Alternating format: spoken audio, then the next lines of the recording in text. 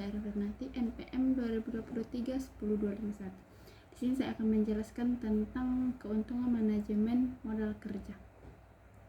Yang pertama itu, manajemen modal kerja yang efektif dapat memberikan berbagai keuntungan bagi perusahaan. Kemudian, keuntungan ini dapat meningkatkan kinerja keuangan, profitabilitas, dan daya saing perusahaan. Kemudian, dengan mengelola modal kerja dengan baik, perusahaan dapat memaksimalkan penggunaan sumber daya, mengurangi biaya operasional, dan meningkatkan efisiensi. Selain itu, manajemen modal kerja optimal juga dapat meningkatkan likuiditas, yang berarti perusahaan dapat memenuhi kewajiban keuangan tepat waktu. Kemudian meningkatkan likuiditas perusahaan. Yang pertama itu peningkatan akses modal. Manajemen modal kerja yang efektif memungkinkan perusahaan untuk mengakses modal dengan lebih mudah. Kemudian yang kedua itu mengurangi risiko likuiditas. Manajemen modal kerja yang baik dapat mengurangi risiko likuiditas perusahaan.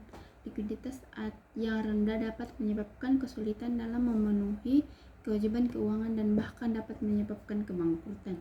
Kemudian peningkatan kepercayaan investor. Manajemen modal kerja yang dapat meningkatkan kepercayaan investor terhadap perusahaan. Investor cenderung lebih tertarik pada perusahaan yang memiliki likuiditas yang kuat. Kemudian itu mengurangi biaya operasional. Yang pertama, efisiensi pengadaan. Manajemen modal kerja yang baik dapat meminimalkan biaya pengadaan. Dengan strategi pengadaan yang terstruktur, perusahaan dapat memperoleh bahan baku dan material dengan harga yang lebih kompetitif. Kemudian kedua itu pengelolaan persediaan. Pengaturan modal kerja yang optimal memungkinkan perusahaan untuk mengelola persediaan dengan lebih efektif. Kemudian itu optimalisasi arus kas. Manajemen modal kerja yang baik dapat membantu perusahaan mengoptimalkan aliran kas. Kemudian berikutnya itu memaksimalkan profitabilitas. Yang pertama kita lakukan itu peningkatan efisiensi operasional.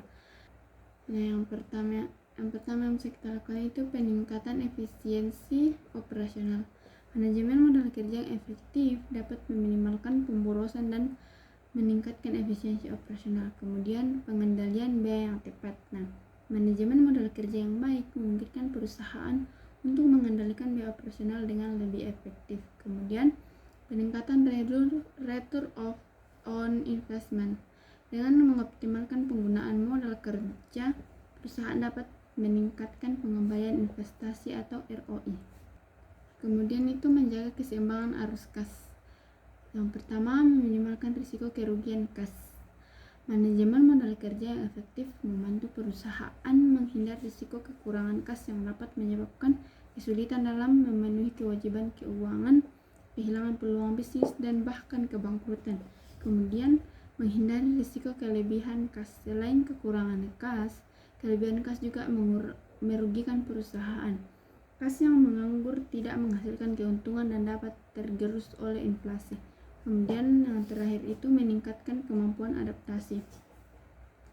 Dengan arus yang seimbang, perusahaan lebih siap menghadapi perubahan kondisi ekonomi dan bisnis. Mereka dapat dengan mudah beradaptasi dengan perubahan permintaan, biaya produksi, dan kondisi pasar. Kemudian meningkatkan daya saing. Yang pertama itu efisiensi operasional. Manajemen modal kerja yang efektif memungkinkan perusahaan untuk beroperasi dengan lebih efisien. Kemudian itu kecepatan respon.